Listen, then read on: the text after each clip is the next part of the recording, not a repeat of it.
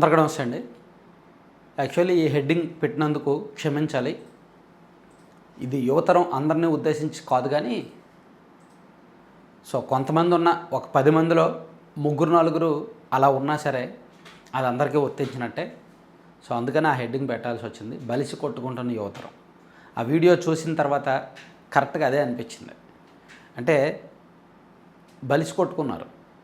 నిన్న విజయవాడ నగరంలో నడిబొడ్డున హైటెన్షన్ రోడ్డులో 2 థార్ జీపులతో 2 యువకులు ఒకరినొకరు ఎదురెదురుగా వచ్చి కాసేపు ఒక అరగంట పాటు గుద్దుకోవడం, మళ్ళీ వెనక్కి వెళ్ళడం, మళ్ళీ రావడం, గుద్దుకోవడం. వాళ్ళ కార్లు ధ్వంసమయ్యాయి, వాళ్ళ టైర్లు పగిలిపోయాయి, వాళ్ళ అద్దాలు పగిలిపోయాయి. అయినా సరే ఆగకుండా దిగి కారులో ఉన్న రాడ్లు తీసి రాడ్లతో ఒకరి కారు మీద ఒకరు దాడి చేసుకున్నారు. ఇది ఎందుకు? ఒక అమ్మాయి కోసం అంట. ఇది విజయవాడ నగరంలో నిన్న రాత్రి జరిగింది. కేవలం ఒక అమ్మాయి కోసం. వాళ్ళిద్దరూ చిన్నప్పటి నుంచి ఫ్రెండ్స్. ఒక కుర్రాడి పేరేమో లింగమనేని రోహిత్ అంట, ఇంకో కుర్రాడి పేరేమో ఓం బొల్ల. ఇద్దరు కూడా చిన్నప్పటి నుంచి స్నేహితులే. ఇద్దరికి థార్ జీపులు ఉన్నాయి. అంటే బలిసి ఉన్న వాళ్ళనే అర్థం. కుర్రాళ్ళు థార్ జీపులు మెయింటైన్ చేస్తున్నారంటే బలిసి కొట్టుకుంటున్నట్టే అర్థం. అందులోకి ఒక అమ్మాయి విషయంలో గొడవ వచ్చింది. దాంతో ఇద్దరు ఒకరినొకరు ఫోన్లో మాట్లాడుకొని ఫోన్లో గొడవపడి అక్కడితో ఆగక నేరుగా కలిసి పరస్పరం ఎదురుగా వచ్చి కాసేపు ఒక అరగంట పాటు ఒకరినొకరు ఢీకొట్టారు. ఇటువంటి వాళ్ళని ఏం చేయాలండి? కేవలం చట్ట ప్రకారం శిక్షించి వదిలేయాలా? ఏ రోడ్డు మీద అయితే వాళ్ళు అలా జీపులతో కొట్టుకున్నారో అదే రోడ్డు మీద ఈ ఎండలు ఉన్నాయి చూసారా? ఈ మండుట ఎండ 45 డిగ్రీలు పైబడిన ఎండ. ఆ ఎండలో అర్ధనగ్నంగా అక్కడ నిలబెట్టాలన్నమాట. ఒక రోజంతా నిలబెట్టాలి. ఇటువంటి వాళ్ళకి అదే శిక్ష వేయాలి. మేబీ వాళ్ళ తల్లిదండ్రులు వాళ్ళని ఎలా పెంచారో తెలీదు. వీళ్ళిద్దరికీ కూడా పొలిటికల్ బ్యాక్గ్రౌండ్ కూడా ఉన్నట్టుగా తెలుస్తోంది. ఎందుకంటే ఒక కుర్రాడు కారు మీద టీడీపీ ఫ్లాగ్ చిన్నది ఒకటి కనిపించింది నాకు. అండ్ ఇంకొకడేమో వైసీపీకి సంబంధించిన జోగి రమేష్ గారి బంధువు అంట. వైసీపీ ర్యాలీల్లోనూ వైసీపీ జెండాలు అవి పెట్టుకొని తిరిగేవాడంట ఇంకో కుర్రాడు. ఇద్దరికి పొలిటికల్ బ్యాక్గ్రౌండ్ ఉంది, కానీ రాజకీయాలకు సంబంధం లేకుండా ఇద్దరు చిన్నప్పటి నుంచి స్నేహితులే. ఇద్దరిది విజయవాడే. కానీ ఒక అమ్మాయి విషయంలో గొడవపడి ఇంత దారుణాన్ని ఒడిగట్టాలా? దానివలన స్థానికులకి ఎంత భయం వేస్తుందండి.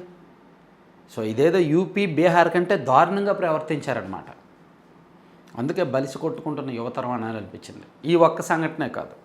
నేను 2 నెలల కిందట వైజాగ్ వెళ్ళా. వైజాగ్లో రిషికొండ ఏరియాలో నేను స్టే చేశాను నైట్. అక్కడ ఎదురుగా ఒక హోటల్లో కూడా సేమ్ ఇదే గొడవ. నాకు అదే గుర్తొచ్చింది. సేమ్ అక్కడ కూడా ఒక అమ్మాయి కోసం ఒకటేమో లోకల్ బ్యాచ్, ఇంకొకటేమో non local batch. Non local అంటే వాళ్ళు ఇంకెక్కడి నుంచో వచ్చారు. ఒక అమ్మాయిని మాట్లాడుకున్నారు.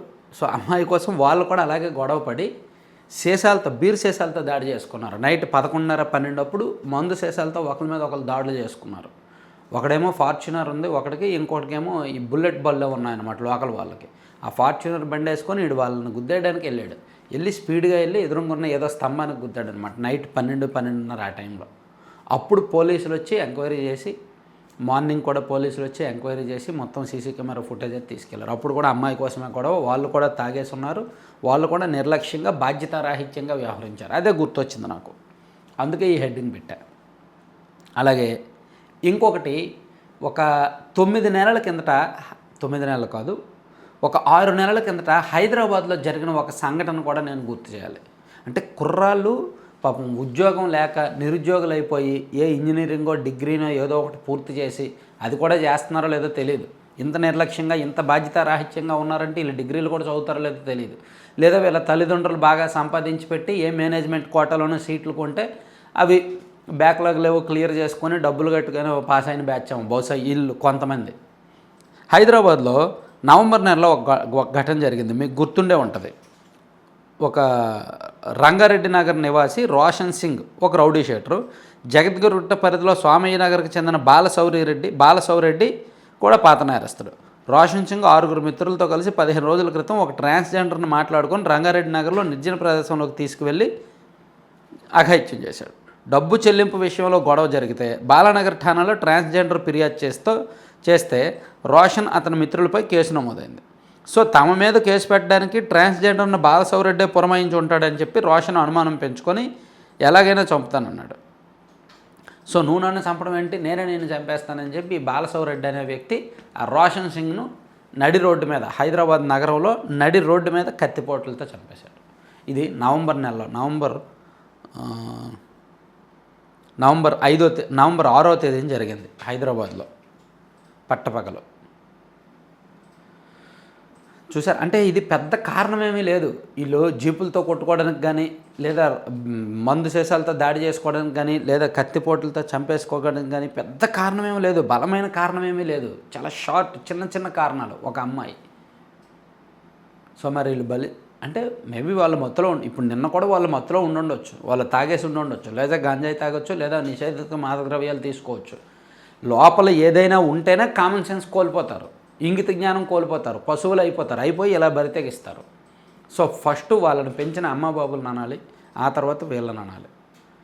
సో ఒకసారి తల్లిదండ్రులు పిల్లలు ఏం చేస్తున్నారని తెలుసుకోవాలి. పెద్దోళ్ళు అయినా సరే వాడు బాధ్యతగా ఏదైనా ఉద్యోగం చేసుకుంటున్నాడా, నైట్ టైంకి ఇంటికి వస్తున్నాడా, లేదా బయట ఏం చేస్తున్నాడని తెలుసుకోవాలి. లేకపోతే విజయవాడలో ఈ సంస్కృతి ఏంటండి, జీపులతో ఎదురుగా వెళ్ళి పరస్పరం ఢీ కొట్టుకోవడం ఏంటంటే, ఎంత బలిసి కొట్టుకోవడం. కాకపోతే అటువంటి వాళ్ళని ఏం చేయాలండి? సో పోలీసులు ఏం చేస్తారనే చూద్దాం. అటువంటి వాళ్ళ మీద ఎటువంటి యాక్షన్ తీసుకో. మళ్ళీ ఇటువంటిది ఏమైనా చేయాలంటే భయపడేలా ఉండాలి. ఎందుకంటే ఇప్పటికే విశాఖపట్నంలో కల్చర్ బాల. విశాఖపట్నంలో బీచ్ రోడ్లలో ఎప్పటికప్పుడు ఇటువంటివి జరుగుతుంటాయి. దాన్ని అక్కడ పోలీసులు కొంచెం సీరియస్గా తీసుకుని ఈ మధ్య కంట్రోల్ చేస్తున్నారు. సో ఆ కల్చర్ విజయవాడ వస్తే ఇంకా ప్రమాదం అన్నమాట. Thank you.